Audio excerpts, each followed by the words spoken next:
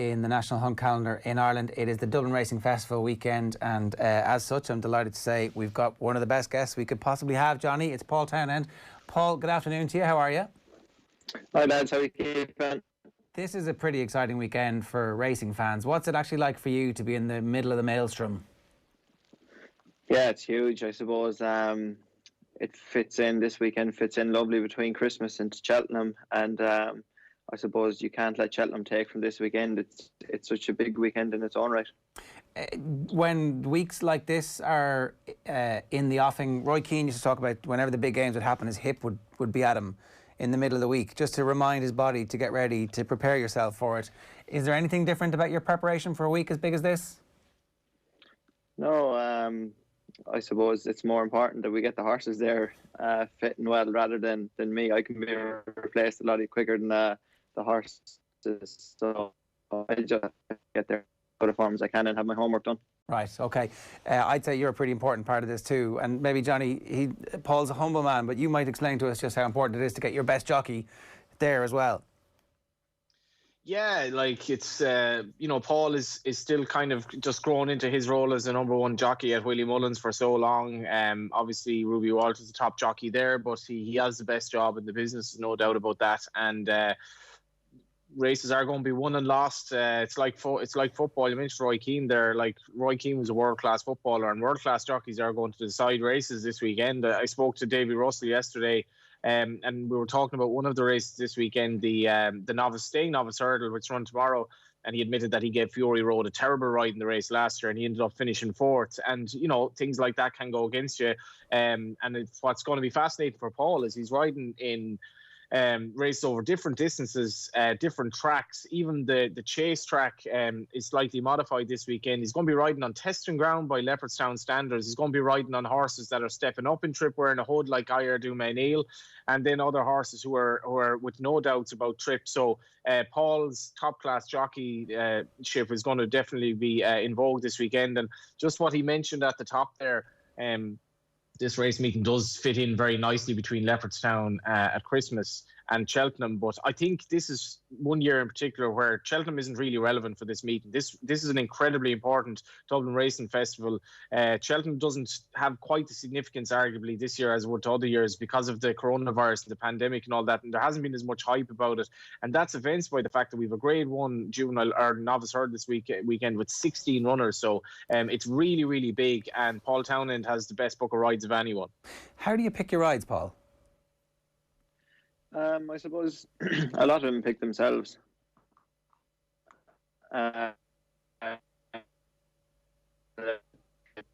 Just see what's going better than others in a couple of races where we have numerous entries. But it's all done by now, and I can only ride one, so I've committed to what I've committed to, and hopefully I'm right. I'm not going to be right all the time.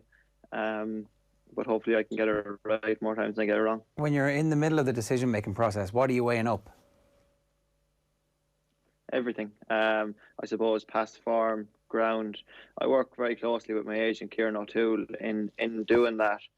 I suppose I go off feel and what I felt at the race and what I feel at home, and he's a very good man on the book and the form that way. So we bounce ideas off each other, and when it boils down to it, we usually come to an agreement. It's very rarely that we have difference of opinions. Okay, so he's your sounding board for that when you're kind of weighing up what the form of two horses that Willie might have in a race. And in terms of like Willie's sense of what he wants, is that part of the decision-making process too, or does he let you just kind of go, look, I trust you, pick whatever you want?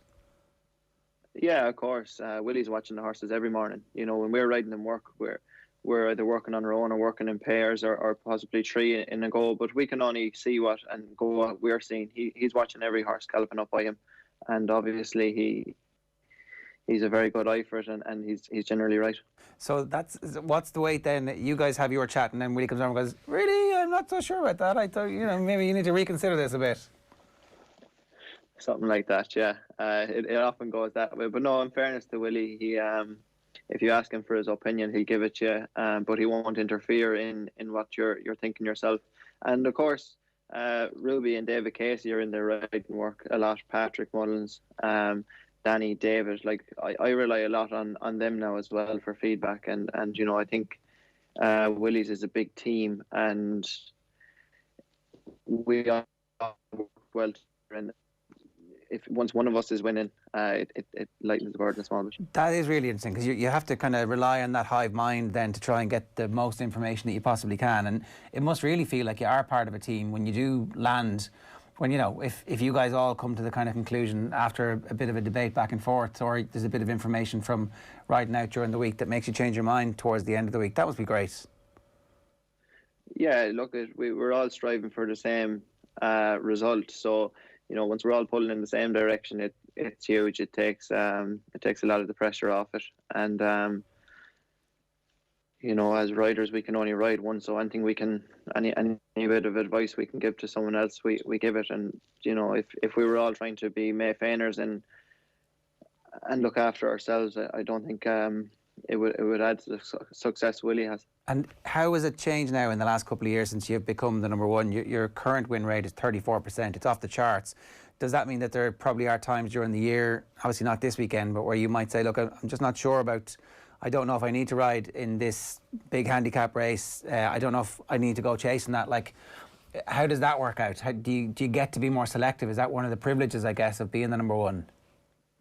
Very rare time. I'm in a bit of a battle with Rachel Blackmore again at the moment, so I'm not trying to let too many slip by. But no, there's a couple of times there. You know, I obviously hurt my shoulder in Fairyhouse a couple of weeks ago, and I had one eye on this weekend anyway that I wanted to be fit and ready for here. Yeah, and so that makes sense too. It's like it's in everybody's interest just to make sure that you're not going in and completely flogged by the time the big races come around, because I know you were saying obviously the most important thing is that the horses get fit and well, but your own fitness, as Johnny points out, is going to dictate how well you're able to respond to whatever challenges happen in the middle of a race. Exactly, and I suppose you don't want to mind yourself too much, because you don't want to turn in, jump to second last in the first race and blow up yourself. So you have to keep active and fit, and I think I'm in as good a condition going there as I can be. Okay. You mentioned, Johnny, that he's got the best book of rides. It is an astonishingly deep couple of days of racing as well. What are you particularly looking forward to? Where should we start this conversation?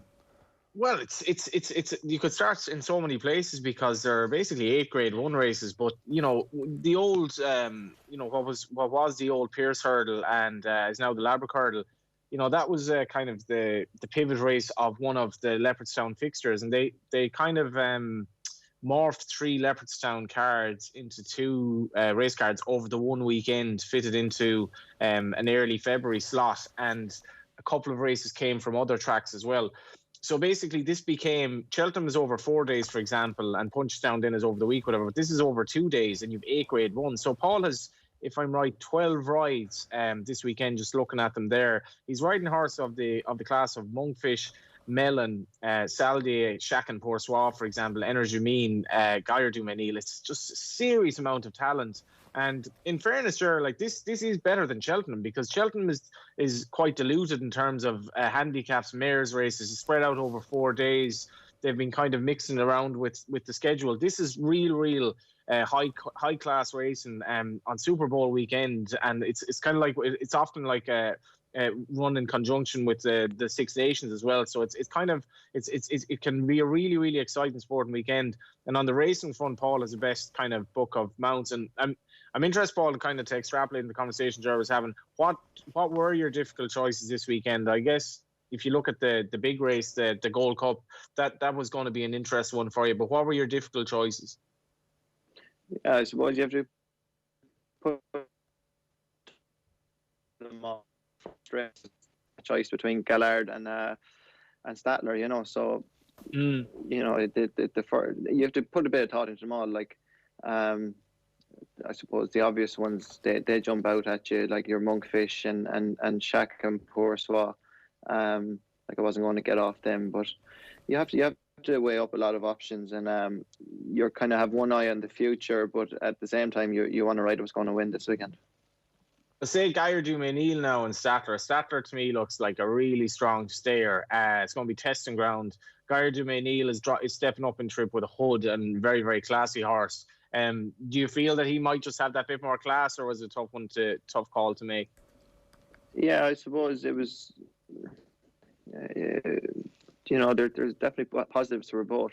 The maiden hurdle in Naas the other day, the horse that finished second to Gaillard and Menil beat the horse that finished second to Statler. So Gaillard seemed to beat him very comprehensively. So you can read too much into all that as well. But it was just a guide, and I went up and had a walk around it and things. So you can only ride one, and I'm confident in the one I'm riding.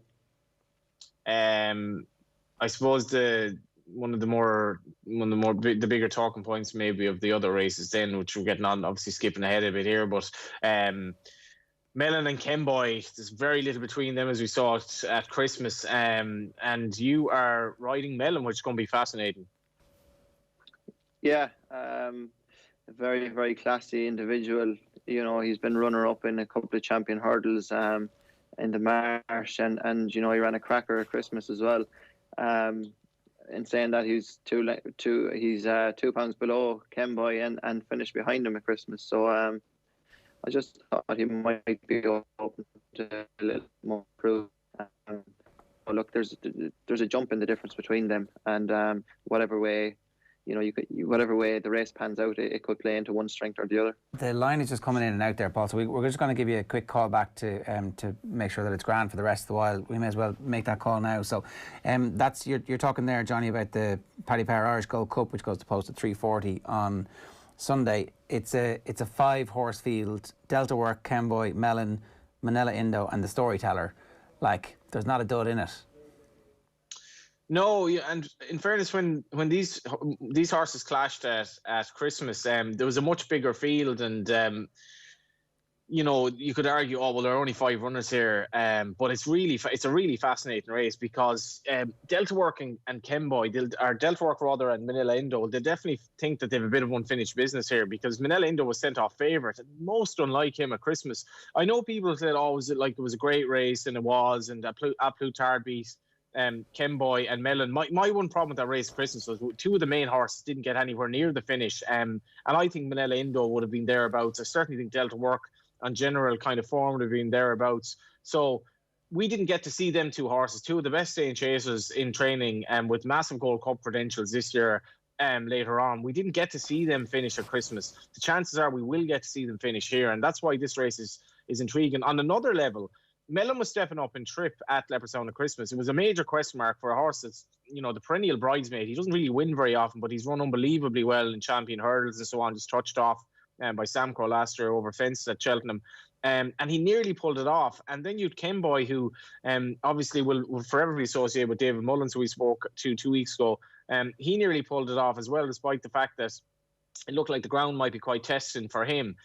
So even though there are only 5 runners, it's really fascinating. And obviously Rachel Blackmore, she'll be hoping that she just has better luck, because the luck she's had with Henry de Bromhead and the tune she's getting out of this horses, it was really unexpected that Manila Indo will do what he did. And almost the same with Delta Work, that he would unseat. And Jack Kennedy is back on Delta Work now, which is another intriguing aspect of that. And Gordon Elliott has been talking, up Jack Kennedy's role. And essentially in a 5-horse race, the Storyteller is hard to fancy. You're getting 4-1, maybe 9-2 about Delta Work, who's a great record in this race. So lots of interesting betting angles to it. And Paul had a tough choice here because, to be honest, Melon and Kemboy, very, very difficult to split. Yeah, and isn't the point about this race that you could run this race this Sunday, you could run it the following Sunday, you could run it the Sunday after. You'd have different results in each of those 3 races, and you would be able to retrospectively explain why that happened. Yeah, and that's what's only probably 4, maybe 5, but probably only 4 realistic winners. I don't know what it is, but just we're both living in the east of the country. There's been a lot of rain this week, and there's going to be more rain. I think this is, there was a bit of heavy in the ground, I think, yesterday. Maybe that dried out a small bit. This is going to be testing ground by Leopardstown standards, and with that in mind, I still don't really like Kemboy over a stamina sapping 3 miles, which is going to be more the case here than what was a sort of strange enough race at Christmas, and similar enough comments to Melon, who was kind of run out of it close home, having jumped brilliantly at Christmas. I'd be confident enough that Manila Indo or Delta Work, that one of them will win this, and that Willie might struggle to win it, but Paul will obviously be hoping for something different. Yeah, we're going to get him back in just a second. In terms of the other stuff that's happening that maybe aren't connected to to Paul's book of rides that we can come back to in a moment. What else are you looking at over the course of the weekend, Johnny? Because, you know, as you said, like literally every race is a deep field with some top quality horses in them. Yeah, it's quite like 4 grade ones, and you know, you do like there's probably an issue with racing at the moment. There might be too many graded races, and you know, not enough kind of graded handicaps, and maybe the grade ones kind of allow horses to keep each other a little bit apart. But it's not the case really this weekend. And I suppose the champion hurdle race, Chanel Farm Irish Champion Hurdle on Saturday, with Honeysuckle bidding to continue this incredible winning run under the aforementioned Rachel Blackmore. I think this is the most tactically intriguing race maybe of the 2 days, because Honeysuckle is vulnerable over 2 miles against the males. Full stop. All her form suggests that. She might be kind of keeping a bit to herself, and she's been really, really strong at the end of her races, and she's just done enough, whether it's beating Benny Deju, whether it's beating Darver Star. She's done enough, but if you look at her bare form, she really isn't good enough to be 11-8 favourite, running against the likes of Sharjah, who wins so often around Leversound. Saldier, who's the Mount of Paul, I'd be intrigued to hear what he says about him. He's one of my fancies at a price the weekend. And Sam Ra, who was obviously so impressive for Willie Mullins at Cheltenham last year, but doesn't really seem to jump well enough at this level. Then you bring in Petit Mouchoir, who, of course, ran so well in the race last year behind Honeysuckle. And the enigmatic Abacadabra, who basically probably should have beaten Shishkin last year, but remains something of a soft finisher, would probably want better ground. How does Rachel size up her options here? Because she knows she's on a horse who basically wants further. She knows she's on a horse who wants to be prominent, but she's not. She knows she doesn't want to be on a horse who's gunning up front against Petit Mouchoir. So it'll be the likes of Patrick Mullins and Sharjah, the deadly duo, sitting in behind. But I think Paul on Saturday is fascinating.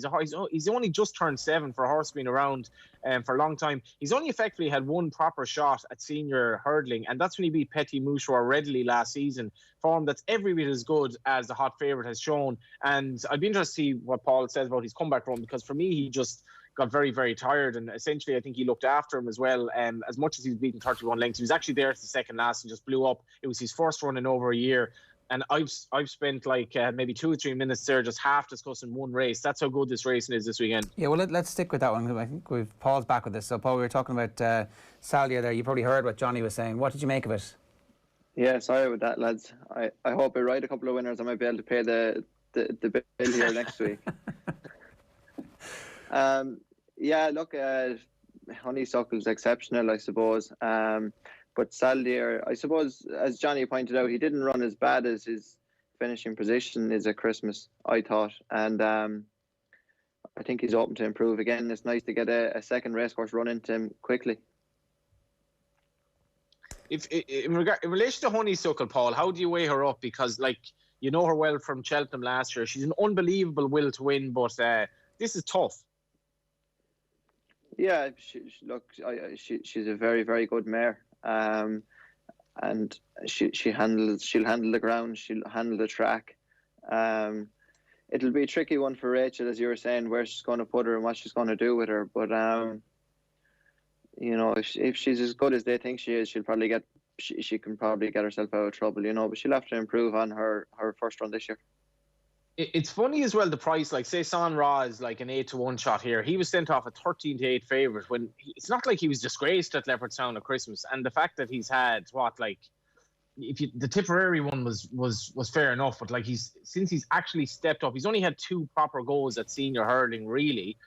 When he should have probably beaten Abracadabra, so he was a bit fresh. He wasn't beaten that far the last day. And what's he been like at home? Because he's a horse of so much ability. Maybe his jumping hasn't been quite up to scratch at this level. Yeah, it's just a huge step up into this group of horses. Is that jumping wise juveniles, everything, the speed at which they race at, a mistake at this level, you know, costs you so much. You see it with the juveniles stepping up every year, and you see it with just the novices, because one slight mistake can put you completely out of a race. You have to learn how to race with these, jump with them, and do everything right.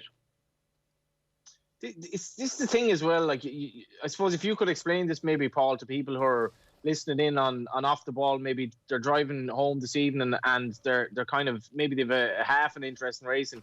This is a 6-runner race run over 2 miles. But there's an awful lot going on, isn't there? In your head, in the head of the other jockeys. It's putting a strain on horses as well to do things right, because they're going as fast as they can on difficult ground over 2 miles. And tactically as well, I guess you're all sort of taking an eye on what's going on elsewhere in the race and wondering when is the right time to pounce and go for home. Yeah, like I suppose the best way, or the easiest way to get a horse beat is go too fast for yourself. So the smaller runner races are often a lot harder to weigh up and to get tactically right. If you're in a big runner handicap where they jump out and go a gallop, you can put yourself in the position you want. But no, there'll be plenty of cat and mouse in a small runner race like that. And you can have a position, miss a hurdle, and you're not going. The position isn't going to be there when you land and get going again. You have the top riders in it, and it's going to be as sharp as you like. Have you got much better at judging that now over the last couple of years, or is that something that you learn as a 15, 16, 17-year-old and just hone it? I suppose you make the mistakes and you try not to make them again. Is the best way of learning. Yeah, hopefully I'm improving. And then when you say that, if you're on the best horse, it usually works out for you anyway. So no, the best, all you can do is your homework. Work out what you think everyone's going to do before they go out, and work out what's the best thing to do in your own horse. I was thinking about that. Just what would be interesting to ask you about was specifically, can you be in good form, ride really well, lose a race and still give yourself kind of, actually, you know what, I did everything I could? And is there a flip side to that where you ride badly and win and are like, geez, I'm really unhappy with that? I think it's hard to be happy when you lose, because you always want another go at it. You can get away with riding a winner that you haven't given a good ride, and you think, okay, move on, we got away with that one. But I don't really fall into the category of, oh, I got beat, there's nothing else I could have done. I always think you can improve and learn on whatever you're doing. Right. Even if the horse wasn't good enough to win that race, you're still kind of not beating yourself up, but certainly there's a level of self-analysis that you'll continue to do irrespective of whether or not you gave it as good a ride. Yeah. Yeah, and I think you have to take out of it what you could do the next time to try and get a bit closer. So, yeah, obviously you're not going to win every race. You're not on the best horse in every race. But you want to learn and, I suppose, pick up the characteristics of different horses that you're riding against in these top races every day, and just try and figure out what's their weak spot, or how can you get closer to them, or try and beat them. And how do you actually pay attention to what the other horses are doing while at the same time minding your horse in the race? Or how much of the other horses, is it just what's exactly right beside you, or can you... are you? Yeah, it's. I suppose if I do plenty of homework on it, and I'd analyse races afterwards and before I'm going out to riding them the night before and things. So I'd like to think I have a fair idea what the majority of horses will do in a race, and obviously they're going to change. People are going to change their plans and things. Their plans could be gone out the window jumping the first, but if you have an idea of what you're up against, 9 times out of 10 it's going to fall more or less to what you think is going to happen. Okay, so they kind of have a pattern that you'll diagnose through your analysis, and then when you're in the race you'll go, that horse is in that pattern that I expect it to be, so I have a fair idea where that's going to finish.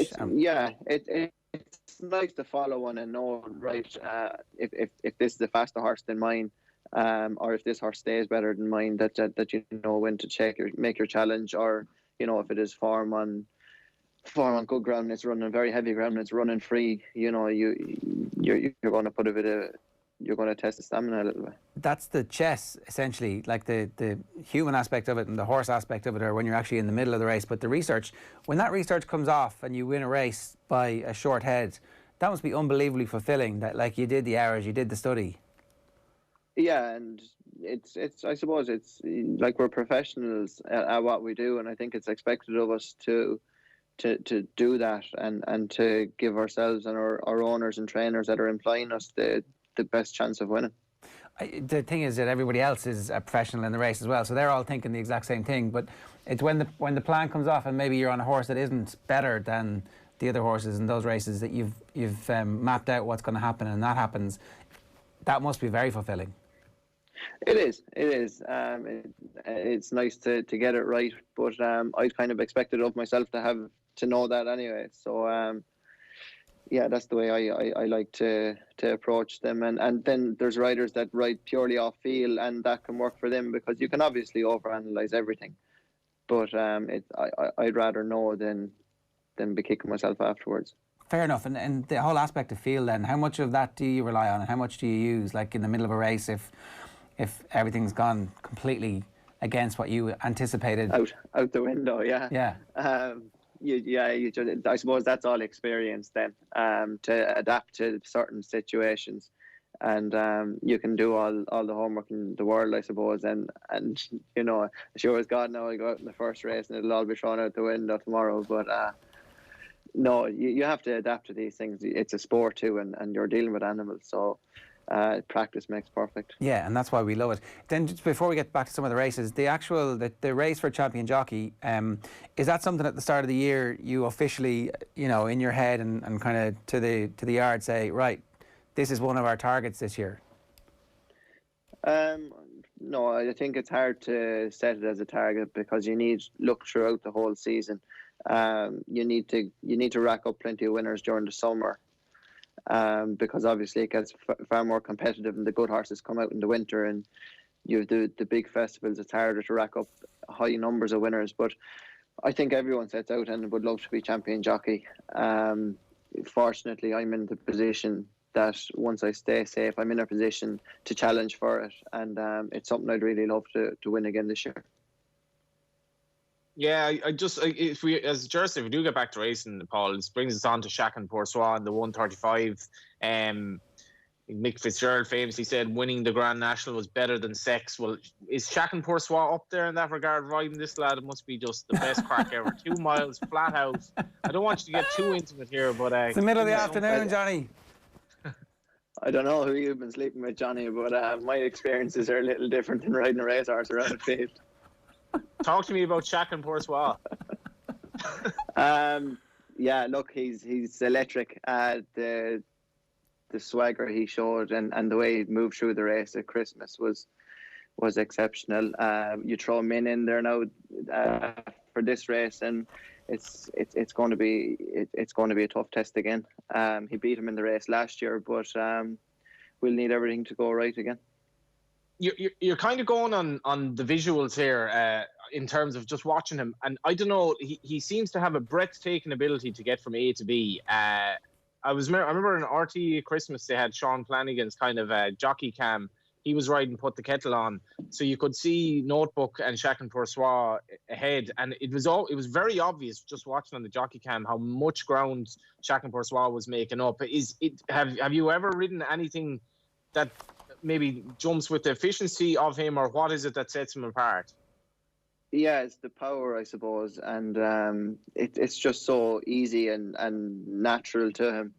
And in saying that, he's very clever and sure of what he's doing. So it's what you want in a real 2-miler. You want them to take on fences. When you ask him, like the second last of Christmas, he was good and long at it, but brave and away from the back of it. So he can just travel at that speed, and that allows him to stand off a bit further than other horses, I think.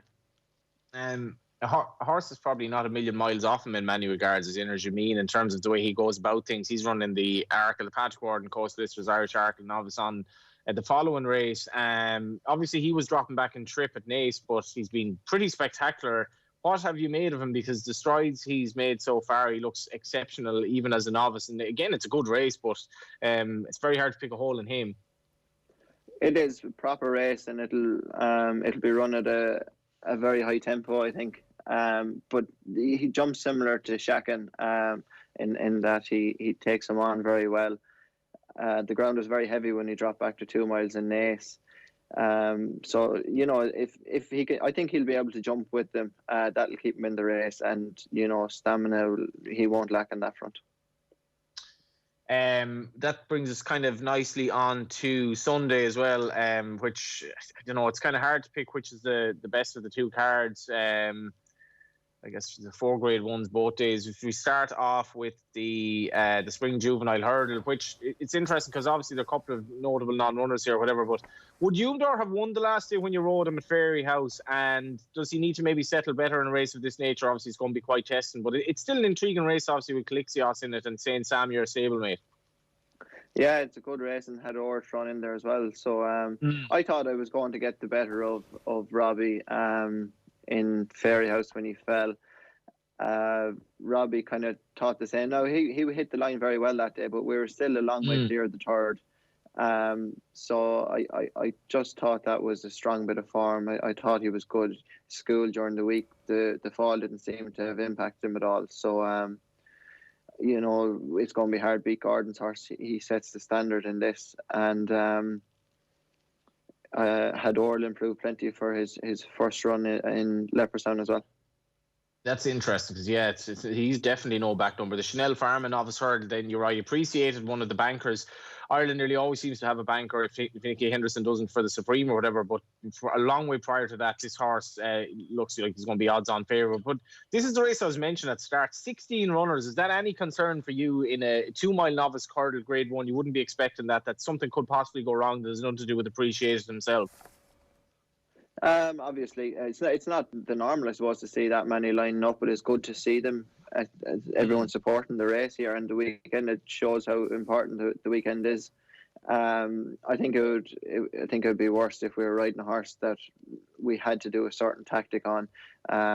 He seems fairly simple, appreciated, and we'll be keeping it as simple as we can. He probably surprised me with the manner he won it at Leopardstown, and if we can get him there in as good a form on Sunday, I think he'll take a lot of beating. For stuff like that, sorry, Johnny, just on that, when there is a bigger field and you say keep it simple, is that like you don't overcomplicate things, but you just have to be aware that there are environmental issues in each race where there's going to be loads of young giddy horses in this. It's a big field. You just be a little bit calm early on. Is that all that you need to worry about when it comes to something like that?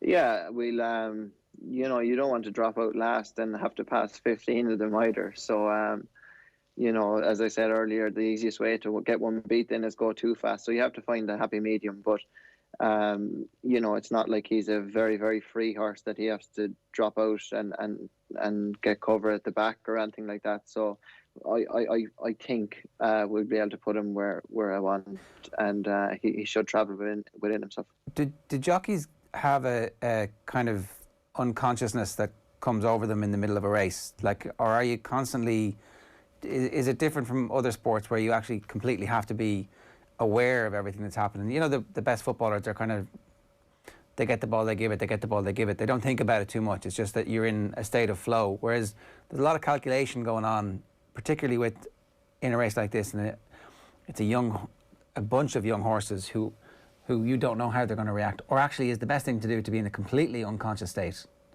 You have to keep it simple and keep it flowing as well, though. You've obviously your idea going out of what you want to do, but you can't make a big drastic move in the middle of a race either, and knock yourself off your stride or you know, set your horse alight or anything like that. So I suppose that comes down to the homework side of it too, that you want to be where you think you have the best position for your horse and just let it flow from there. And for the races where the speed is much higher, are they a different experience from your perspective? Do you experience that race differently from like a 3.5 mile steeplechase, for example? I suppose the 2 mile chasers, they can go at that speed, whereas the 3.5 mile chaser obviously can't go at that speed, but he's going to be at I suppose, you know, going as quick as he can to get home as well. So he'll be close to his limits, the same as the 2 miler will, albeit you're going at completely different speeds. The horse can only go as fast as they can, so what's fast for one horse isn't for another. And it's the same experience for you in both of those instances? Yeah, things happen a bit slower in a 3.5 mile race than a 2 mile race. All right, you have a bit longer to sort things out. It won't be as split second, but No, it's similar. You have to ride the horse to suit whatever race you're in and to suit the horse you're on. And is it more exciting to race in the 2 mile where they're going that crazy gallop? I suppose it is if you're on a good jumper, and it's not that fun if you're on a bad jumper. That's fair enough. It's, like we've done a bit of cycling, Jerry. You can imagine going downhill on something at roughly 50, 60 kilometers an hour and just being thrown off it. It's not that dissimilar to that. If you're thrown off over 2 miles, you're dealing with extreme danger here. These are, you're jumping obstacles on a horse maybe that could jump better, and you're going basically as fast as 2 mile horses can go. Like, I don't think people appreciate that at times how, but I guess, Paul, that is the thrill of it as well. It is, but I suppose, like, I wouldn't get up on a motorbike because the motorbike doesn't have a brain. If you press the accelerator or pull the accelerator, whatever it is, that bike will go as fast as you want to go, whereas the horse has a brain.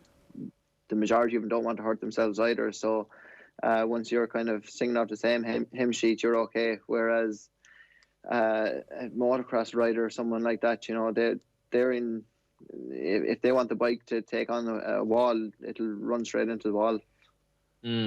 I was in actually a fish shop in Rathmines there, and they've maybe missed a trick on not having a special on Monkfish this weekend. But maybe when he becomes a Gold Cup contender, the fish shops around Dublin will be doing specials on Monkfish because he's a special horse. Is he the quintessential top class staying chaser? Can pick a hole in him, just finds plenty for pressure at Cheltenham last year, pulled it out of the fire, pulled away from latest exhibition at Leopardstown. Are you any way concerned about dropping back and tripping the flow gas novice chase?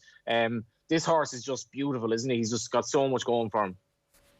He is. He's still a young horse too, and he has plenty to learn still. I taught himself in latest exhibition straight after the race in Leopardstown that there were two proper horses, and there is very little between them. So ideally, you don't want to drop back and trip, but it might be all for the best going forward. So the race was there, and the good ones seem to overcome little changes in trip and things like that. So hopefully he is as good as I think he might be.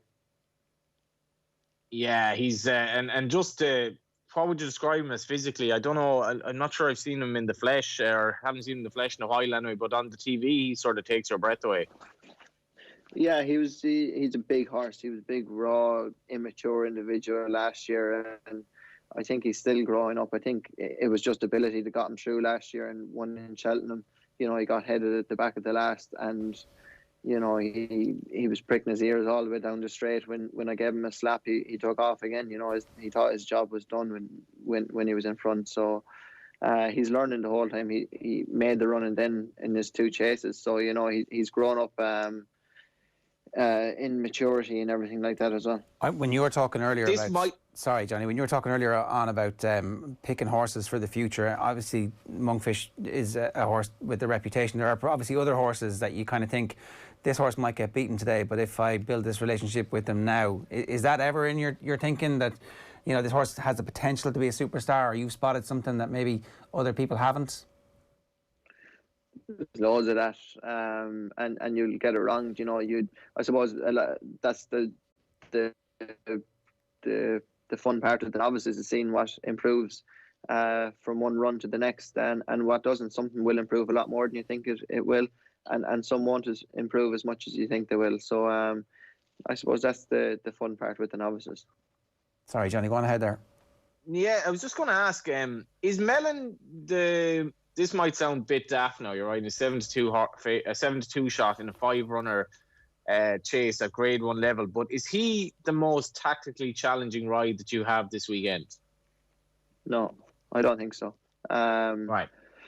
No, I don't think so. I look, I have a couple of ideas, and I'll study that a bit more. We'll worry on the first day first, and then get to them. But no, I don't. You're sitting on the fence now, Paul. You're holding it all in. You're keeping the state secrets. I'm not going to tell everyone what I'm going to do on him. So, what have you in mind in terms of his performance at Christmas? Because it was his first shot at 3 miles, and he nearly pulled it off, and he jumped unreal well. He did, yeah, and if you stop it at the second last, himself and Kemboy, it's hard to see something coming in and beating the two of them. So maybe we've been running them over the wrong trip all along. And 3 miles is bringing out a bit more improvement in him. So we'll just see what everyone else is going to do as well. I get the sense you're looking forward to it. I'm looking forward to the weekend as a whole, to be honest. I can't wait to get up there tomorrow and get down to the start in the first one. Every race is going to come hot and heavy. Half an hour turnaround. So whether you're after winning or losing, whether you've given it a good ride or a bad ride, it's putting that behind you and moving forward. And it's just going to be a huge weekend. And I hope it can be a successful one. If you're to have a 5 each way in one of your handicap selections, what would be your pick of them?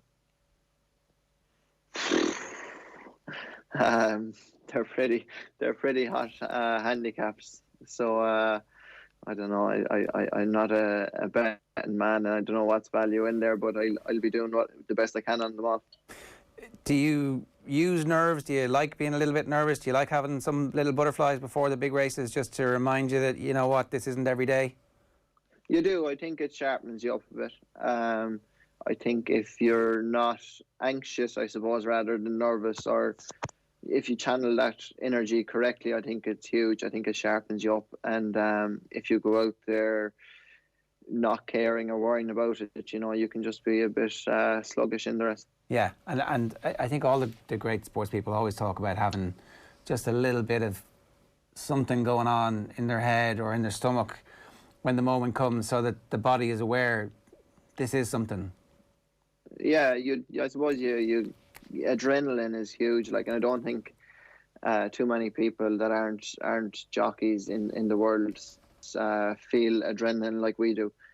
It goes to show when you get a fall and you could be seriously injured, that you don't even feel it until the adrenaline goes out of you. So that's the intensity it is.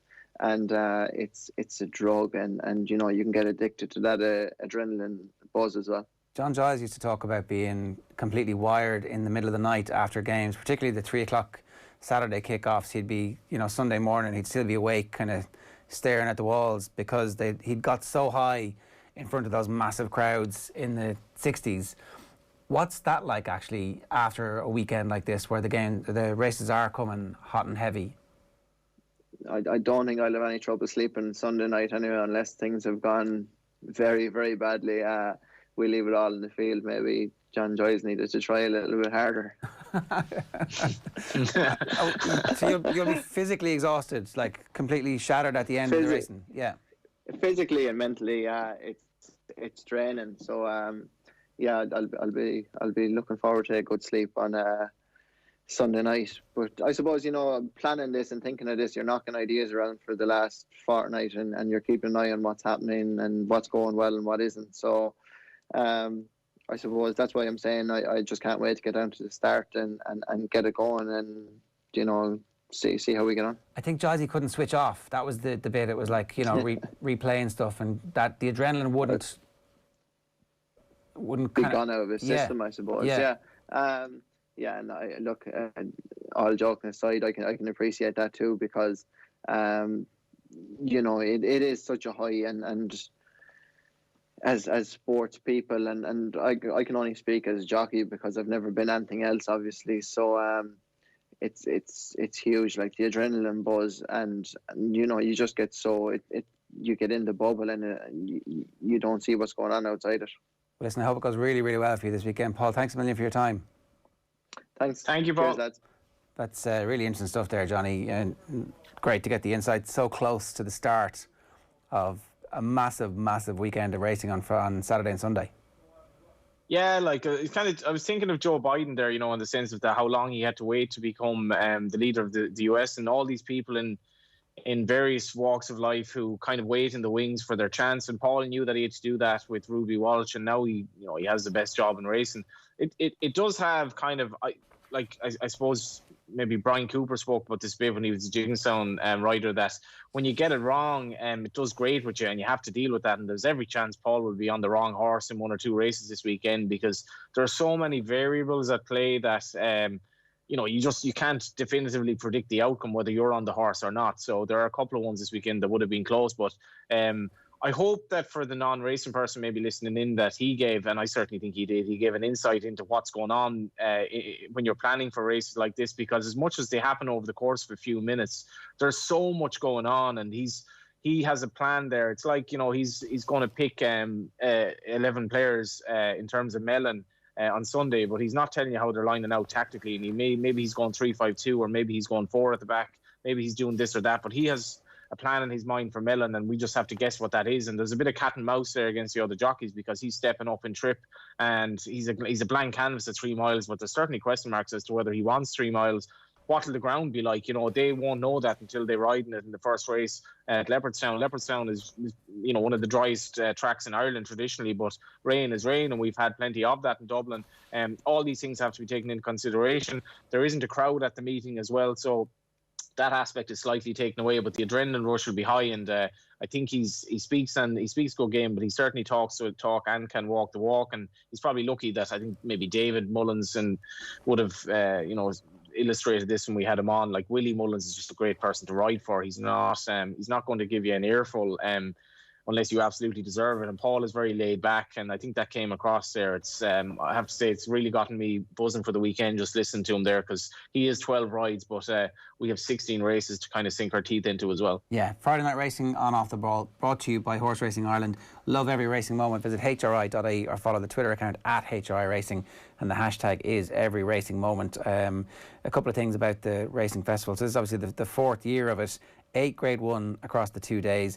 Here's an interesting stat as well in terms of Cheltenham. The Dublin Racing Festival has provided 12 winners in 3 years. The Cheltenham January trials have provided 9 winners in 3 years, and Christmas at Leopardstown has provided 4 winners in 3 years. So, it as we've said, it falls nicely between Christmas and Cheltenham, but it's a very clear indicator. If you've got something that's going really well right now, then these are really top quality horses, and they have a good chance of following up on that as well. So I do want to talk about this as well.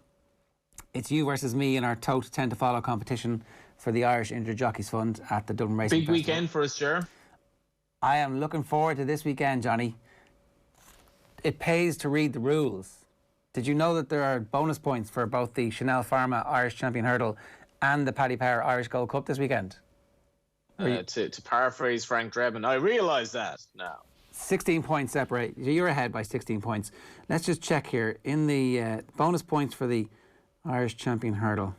In the Irish Champion Hurdle, you have one horse, Honeysuckle. I have Honeysuckle, Sharjah, Abracadabras and Saldier. Super bonus points and 4 entrants.